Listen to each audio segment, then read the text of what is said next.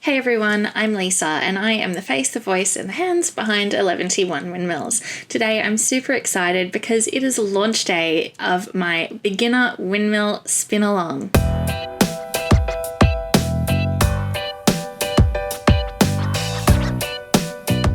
Thanks so much for joining me everyone. This is part one of my super beginner windmill spin along. This is taking place in September, October of 2021. So I'm really excited if you're joining me along for the spin along. But if you missed it and you're watching this later, that's totally fine too. You can definitely use the videos and spin along with me as we go through the progress. There's 4 parts to this series and this is part 1. The spin along is happening mostly on Instagram, so if you're here on YouTube, you're probably just watching the videos to get the skills and techniques that you need. So hop on over to Instagram and make sure that you're sharing your progress because that's part of the fun. The spin along is all about building community, learning some techniques and having fun.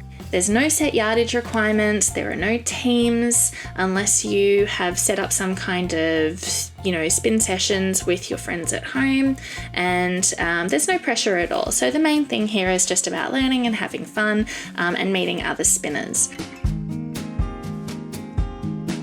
I started spinning in lockdown in 2020 and I taught myself. It was pretty lonely and it was quite frustrating. Half the time if I was doing something wrong, I wouldn't even know it. And it just took lots and lots of practice to get myself to where I am now. So I was also really intimidated. I didn't want to ask other spinners for help on Instagram or on YouTube because I felt like, they wouldn't want to give up their time. That's probably not true, but it is a bit scary approaching a complete stranger on the internet and asking them for help. So here's the help that nobody asked for. I've been practicing this for a while now and I want to share with everybody what I've learned.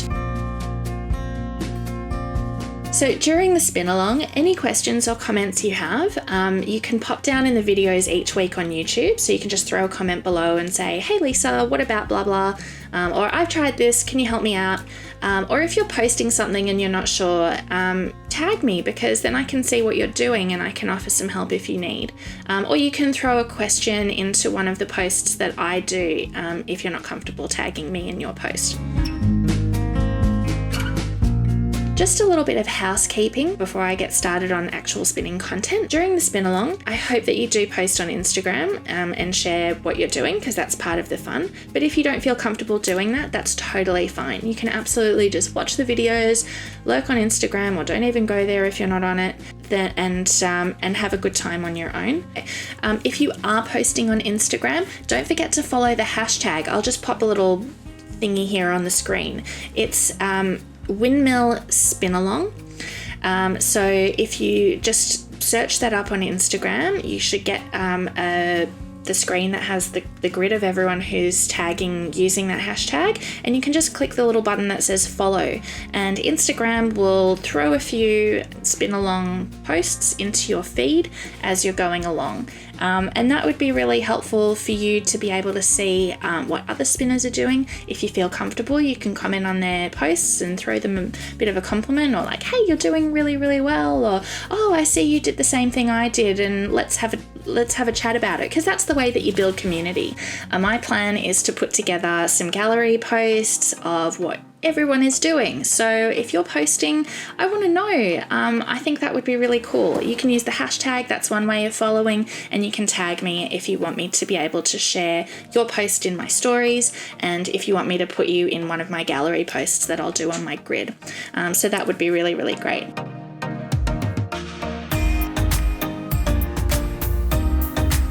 Okay, so with the housekeeping over, I think that we should start talking a little bit about what kind of fibre you might have that you're spinning with. Fibre comes from a lot of different places and can be prepared in a lot of different ways. So I just want to show you a couple of different things that you might have or that you might have come across, things that are a little bit more common that you might find more easily if you're a beginner spinner. So I think I've become a bit well known for making roll lags. I have some here on the floor. Roll lags are a particular kind of prepared fibre. This is what they look like. you blend the fibers on a blending board or a drum carder, and then you roll them up into little twisted log things. And I find them really, really beautiful. This is the Bay of Fires colour that I did for the big wool show recently. I think that there's a lot of excitement in them, and I really, really love spinning from them. So that's what a roll lag is. Another thing that I make is that I make bats. It literally just comes off the drum carder in a big sheet. You can also get fibre that's prepared in like roving. So this is not one that I made. This is one from my friend Monica, who does spinning top fibres. And she's local in Australia, up in the Blue Mountains, I believe. Look, it's green. How lovely. So this is hand dyed. She dyes this, and it comes as a braid. But the end of the braid is just tucked in like that there. So when you open it, you can literally just like unwrap a bit at a time, and you can spin straight from it, or you can take this and card it if you're really into it. Probably wouldn't if you're a beginner and you don't have carding equipment, but you know, that's something I've seen people do. I like spinning braids just from the braid. There's my hair in it. How delightful. If you don't end up spinning hair into your yarn, I would be so surprised. And then I have other hand-dyed fibres. This is from Waratah Fibres. This is also a braid, and she dyes in Undernoon. So she's in the Southern Highlands. And this is merino with silk. And then another one that I have that I got recently at the Big Wool Show, this is BFL, Blue Face Leicester, and this is from Cat and Sparrow. And I think Cat and Sparrow are, I want to say Victoria. I could be totally wrong about that, but again, local Australia. BFL, and this is the Golden Nebula colorway, and it's just yummy. And BFL, it's a bit more rustic if you're into wools and wanting to learn about wools, so I wanted to try something a bit more rustic. And then another one which I have, which I'm a little bit too scared to spin with because it's just so beautiful. This is another Australian dyer, and they're in Victoria. This is Wallace and Rigby. This is a 25 gram braid. It's teeny tiny, and I bought 2 of them, so I've just got one here. It is 50% merino and 50% silk, and it is literally like the softest thing you have ever held in your hands. And look at these beautiful colors. Oh my gosh, yum, yum, yum, yum, yum. So I've been saving this. I don't know why. It feels so lovely. I want to be a really good spinner to do it justice. And that's something I hear from people a lot, like more experienced spinners, is that they're just like, I can't spin that really special braid or that really special fiber because I haven't achieved X skill yet, which seems a bit silly. I should just spin it and have fun, and then I can buy more. So those are all the different sorts of fibre preparations that you are most likely to come across if you're a new spinner. And if you've got any of those for the spin along, that's awesome. People have messaged me that they have dyed roving. Perfect. People I know have bought some of my roll lags. I'm super excited to see how you go with those. So those are perfect too. And I know some people have my bats as well, or bats from other people, or roll lags from other people. And I literally don't mind. You can spin anything from anyone for this.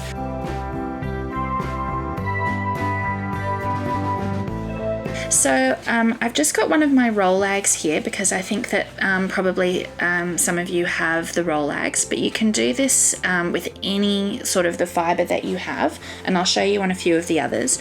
And what I just want to do is I just want to get you to pull out just a little bit of fibre from the end. And I'm just really actually pulling out just the tiniest little bit. Okay, just like that. When you have this fibre, if I try to pull it, like I'm pulling quite hard on my fingers, I can't pull it apart. This is the length of the actual wool that comes from the sheep. And so when you're spinning, what you want to do, I'm going to get another little bit off the end of my thing there, is you want to actually get the fibres to line up nicely and overlap each other like little bricks.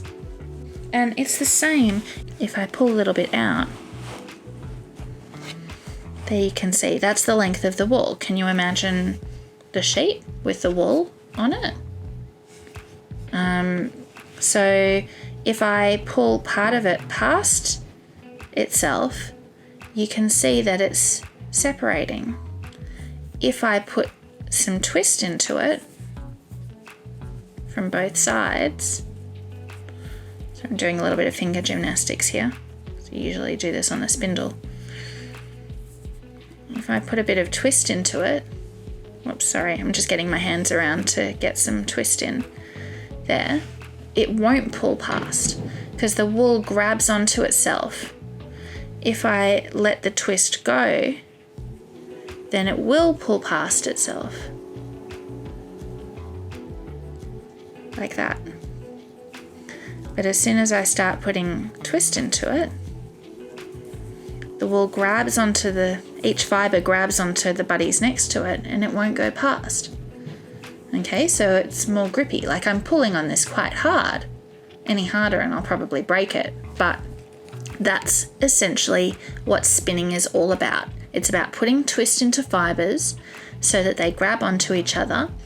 So when you're spinning and you're pulling what we call drafting, when you're drafting the fibres out of the end of your roll-ag or whatever you're using, you're going to introduce twist. I'm just going to do this with my fingers to start with. So you're introducing twist, and as you pull, you're introducing more twist. As you pull, the fibres grab onto each other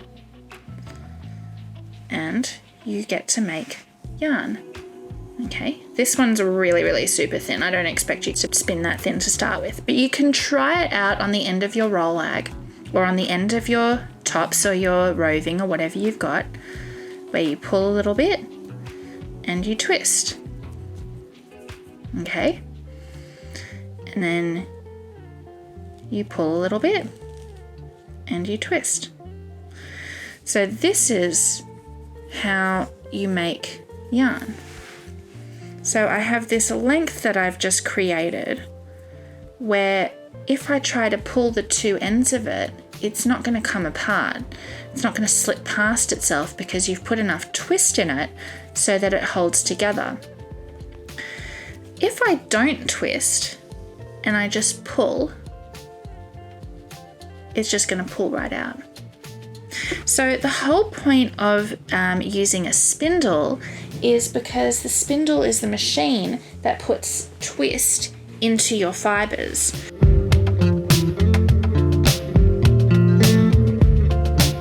So I want to show you how to set up your spindle, or how I set up my spindle. This is the one I'm going to be using today.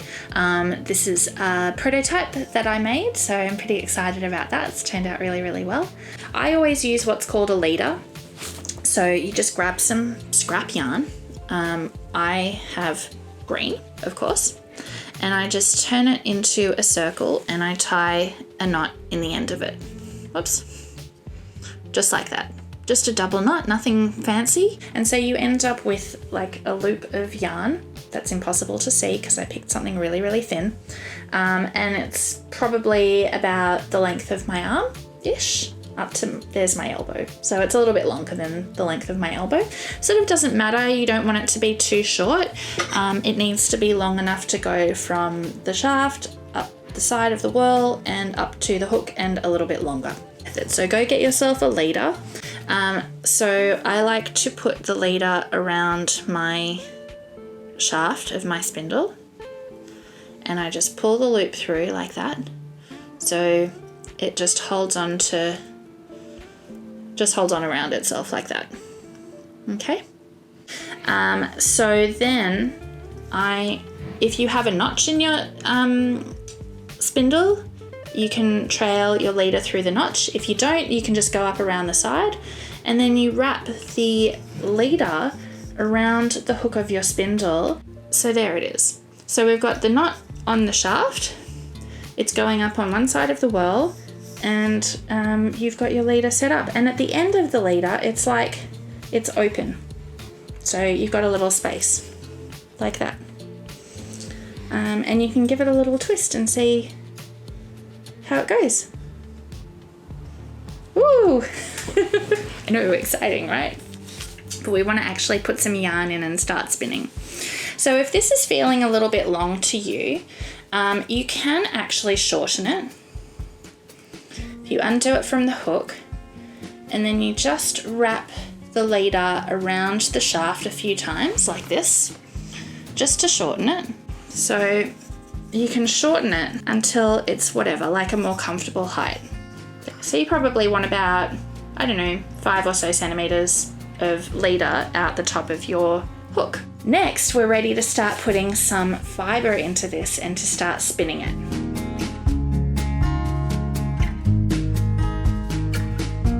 So you can just pop your spindle here between your knees. That's a really good place to play with it. And I'm going to spin from one of my roll ags because I think that's really fun. And you just start by pulling out a little bit of the fiber. And I just like to give it a little bit of a twist to start with, just so that it doesn't come apart on itself. And then I put the fiber, I have 15 hands to show you this properly. You put the fiber through the leader like this.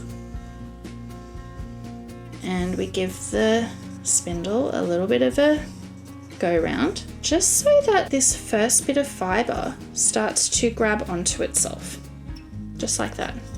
What we want to do is we want to start spinning, and we want to start getting twist to go up into the fiber, and we want to pull the fibers out from the log while we're doing that. And we're going to do a method that's called park and draft.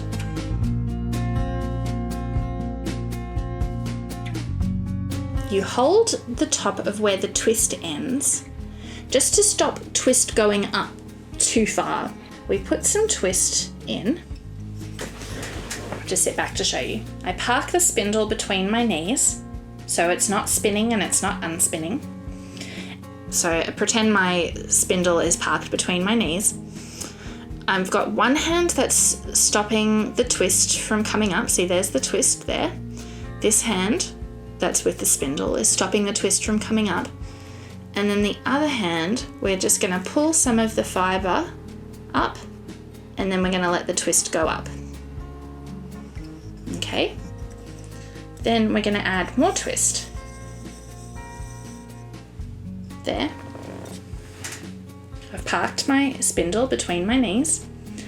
I'm holding close to the spindle to stop the twist from going up into the fibers. And I'm pulling a little bit of fiber out, and then I'm allowing the twist to go up. And depending on how much twist I started with will depend on how much I can draft while I'm parked. Okay? You can always add more twist. But once you feel like you're getting too much length of yarn, we can actually then unhook this from the hook and start winding the yarn onto the spindle until we have just the length that we want to start playing with again. And we can keep doing that park and draft for as long as we feel comfortable. So you spin. I'm spinning clockwise, by the way. That's usually the way that you start with, but you know, if you're just beginning, it kind of doesn't matter, as long as you remember what direction you started in and you keep spinning in the same direction. So clockwise, parked my spindle, then I'm drafting and allowing the spin that I created to go up into my fiber.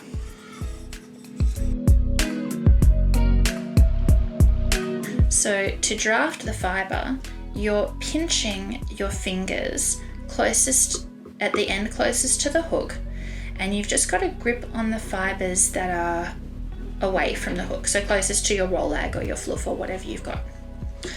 Then you pinch and pull them apart, and you can see the fibers there coming apart. Okay, what we want is we want spin to go up into it before it comes apart. That's the whole point of spinning. So I'm just going to get a bit of spin going into here. Park that between my knees.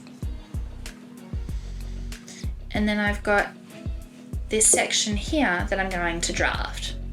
So I'm going to pull apart. I'm pinching this because I'm trying to hold the spin off from coming up from this yarn into the fluff too soon.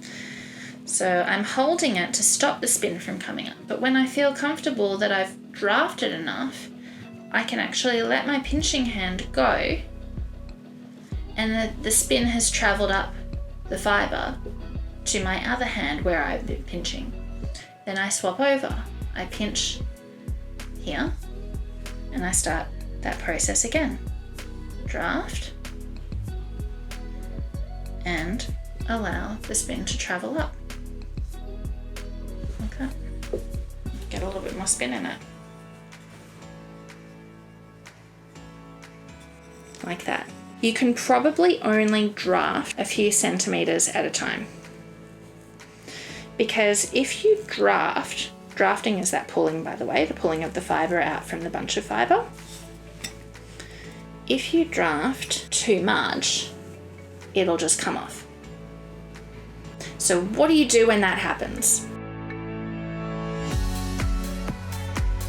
Panic. Have a shot of tequila and I'll show you how to fix it. Okay. All right, let's say you drafted too far and you ended up breaking your fiber and you've got your spindle and you've got your fluffy fiber at the end here. What I've done is I've just added some twist into my pre-fluff section. So I need to keep this section fluffy. Then I'm just holding it so that I don't let the twist go into this fluffy bit. I'm going to get some fluff out from my roll lag, like that. So I've got fluff here, fluff there. I put the two fluffs together, like that. And the spin goes up into the two fluffs and holds them together. Just like that. So that's how you join if you've broken your fluff. Basically, if you broke your fiber, if you drafted too far or too thin, then that's how you fix it. That'll also happen if you haven't been putting enough twist. How I like to check if I've put enough twist is this. So just putting some extra twist in. I'm going to park it and draft. So I'm pinching at the end closest to the spindle. I'm pulling out my fluffy roll lag end. So I'm drafting. And then I allow the spin to go. I've let go of that pinched bit and I allow the spin to go up into the fluff. I should say fiber. Fluff is my very, very technical term. So if you've been drafting and you have your spindle at one end, you've got your roll lag at the other end, and you've got a section of yarn between them that's twisted, you can hold them and pull kind of firmly, and you shouldn't feel it slipping apart. That's how you know you've got at least enough twist. If you're pulling them and you're feeling them separate, so what I mean is, I'm just going to pull out a bit more, so I'm still getting a bit of twist going in, but there won't be enough to hold it. Ooh, it's getting a little bit long. Okay.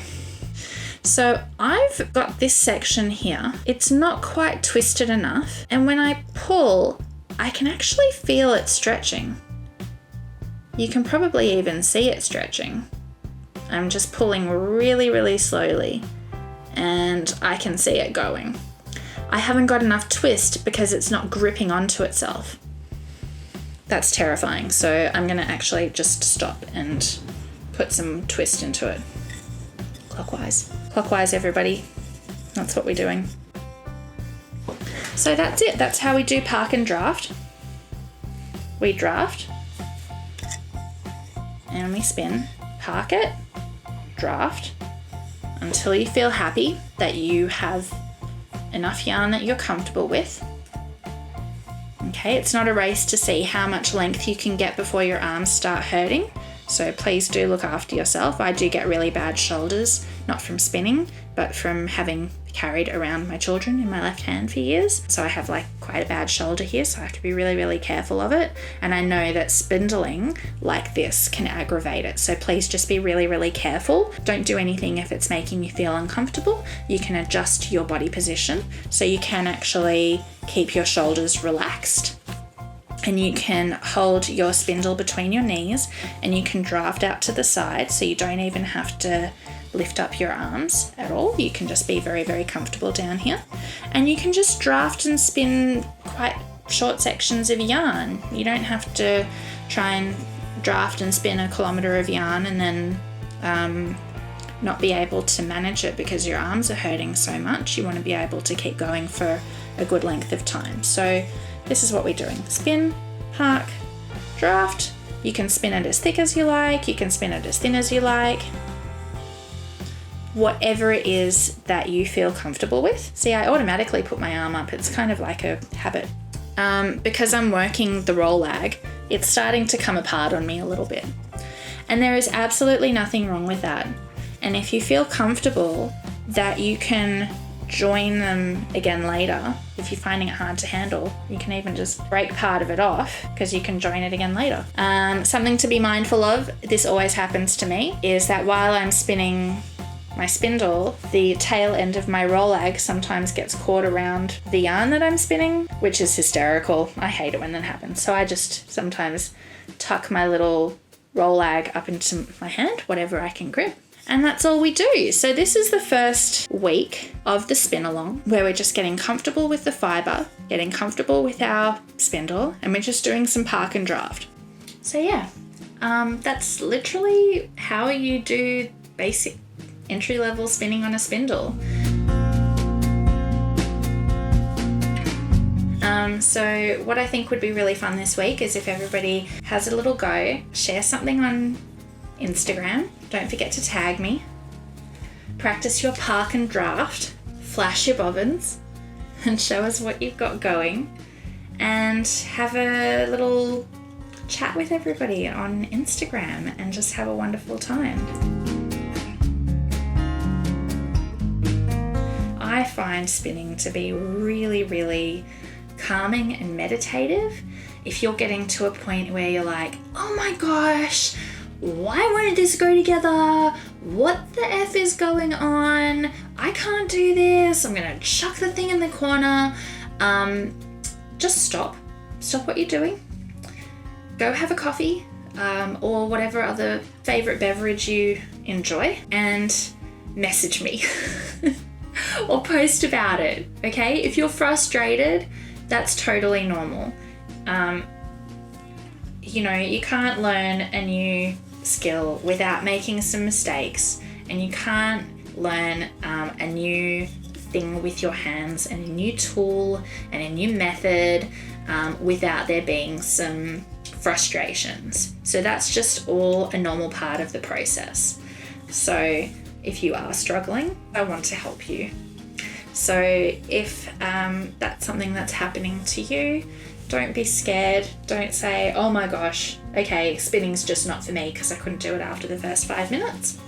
The only way that you learn is by practicing and by having help. And that's what I'm here for. And once you get the hang of it, I think you'll have a really great time. Don't get too caught up on your spinning not being perfect. Don't feel like, oh, it's totally inconsistent, my spinning looks terrible, blah, blah, blah. I'll tell you what I think about hand spinning, is that it's not meant to look perfect.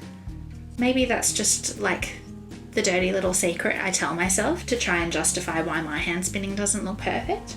But look, I'll show you my first ever skein of yarn. I have it here. But before I do, I just want to make a point that, like, if you want yarn that looks like it's perfectly milled, like from a commercial yarn mill, then go and buy commercially milled yarn. But the joy of hand spun, and some people can, some people are amazing. Like, they can spin yarn and it just looks like you bought it in a shop, like perfect. It looks like it was made by a machine.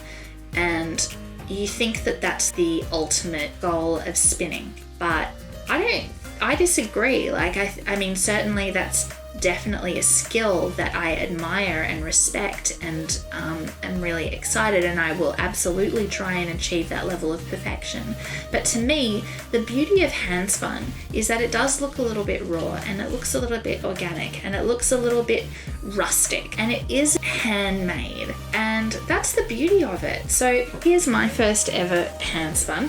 I applied it because I'm so super keen, but it is so uneven, and it's got these fluffy bits and lumpy bits. I was just an eager beaver, and I was like, I'm gonna spin this stuff and I'm gonna apply it. So there's some things that it's like way overplied and way underplied. But look, this is lovely, and I wouldn't want it to be anything different from this. I'm so excited that I made this. I made this, and I literally went and bought an e-spinner the next day. You know, part of the joys of hand spinning is creating something that isn't perfect, and its lack of perfection is its perfection. But everybody's different. So if you're really, really keen to create consistent yarn, then those are skills that you will just need to practice, and you'll get there over time. Those people who spin those perfect, beautiful, looks like commercially milled yarn, they've been doing it for years and years and years, way more years than me. And I've got a number of years that I need to put in before I can expect to get yarn that looks like that. And in the meantime, I'm happy to make yarn that looks like this. And I'm happy to make yarn that looks like this.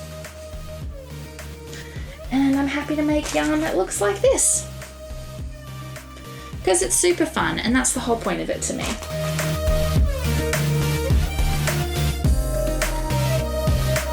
So go ahead and practice your park and draft method. Share your spins on Instagram and tag me so that I can start sharing them. Chat with each other, be supportive, build your community, and have some fun. That's the most important thing.